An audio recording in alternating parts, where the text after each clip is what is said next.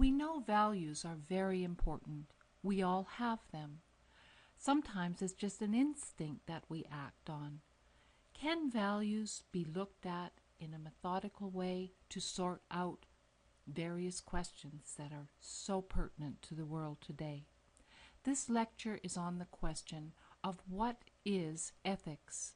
It is not necessarily the content of the values that is being discussed, but rather a means by which to categorize a method for finding out what one's values are.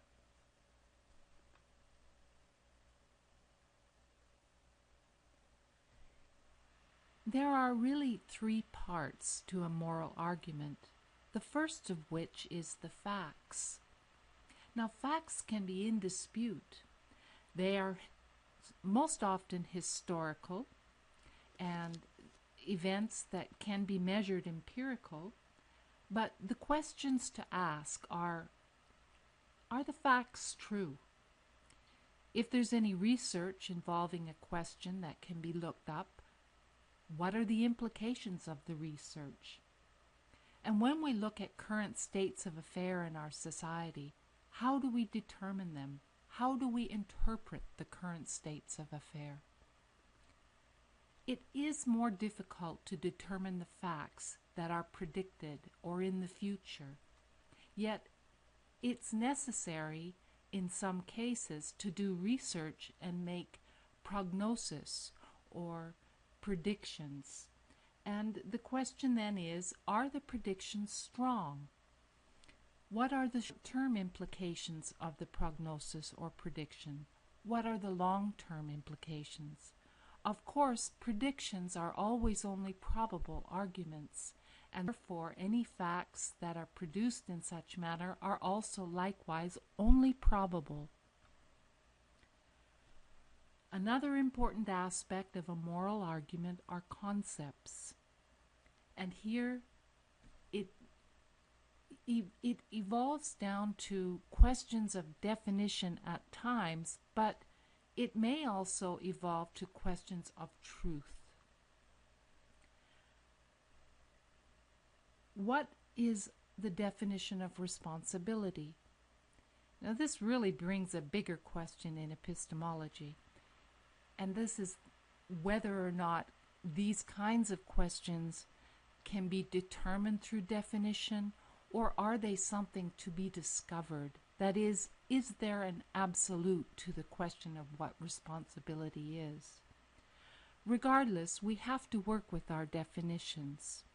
And this is one area of a concept that needs to be sorted out in any moral argument. There is a concept, for example, of the fetus. What is the status of the fetus? What is a person? How do we define person? What is suicide is another example of a concept that needs to be sorted out in any moral argument about euthanasia. And of course, in all medical ethics, the concept of death. What is it? How do we determine the moment of death? The foundation of any moral argument are principles. And since we have many different principles, a buffet of choices to choose from, this discussion is going to ask questions in a more general term, not about a specific principle, but what qualifies something as a principle. A principle is going to prescribe conduct. Now, in the realm of prescriptions, there are moral prescriptions and aesthetic prescriptions. They are not the same. Moral prescriptions have a heavier weight to them. Generally, principles are free of interests. They are impartial. In other words, they're understood from an ideal perspective. Now, again, that great philosophical question in epistemology, is it ever possible to determine principles from an ideal perspective.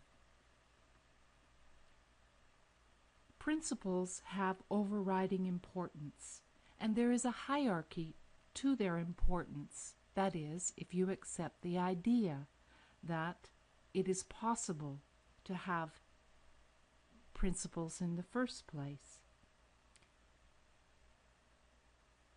Then there is the question of the role of any believed divine force in one's life.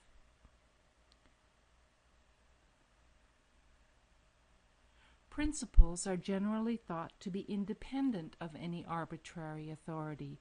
That means that just because a set of laws claims something is moral, it may not be the case. We cannot, by either consensus or tradition, determine what principles ought to be. These are the concepts within a moral argument. We develop facts as premises, concepts as premises, principles as premises, and the conclusion of the moral argument will be the chosen course of action. There is also something to consider within moral philosophy, and that is the idea of goodness. There's really several different kinds of theories. One is consequentialist, and this idea measures the goodness of an action based upon the results the action produces. There are two theories of consequentialism. One is egoism, that is, you ought to promote your own self-interest, and the other is utilitarianism, meaning you ought to promote the interests of the greater good. There is also the understanding of non-consequentialist theories, and in this case, it is not the consequences that produce the goodness, but whether intentions and pure actions of duty are should be performed. There are two main theories that are non-consequentialist, and it is the natural law theory as well as the respect for persons. Now, while being good is a matter of degree, the understanding of right is usually related to the action of a person. We don't say it is a good action, we say it is a right action. So, never to treat a person as a means to an end in the respect for persons theory is a right action. And promoting that which enhances life or promotes life is a right action in the natural law theory. This is the end of the first lecture of Ethics Introduction.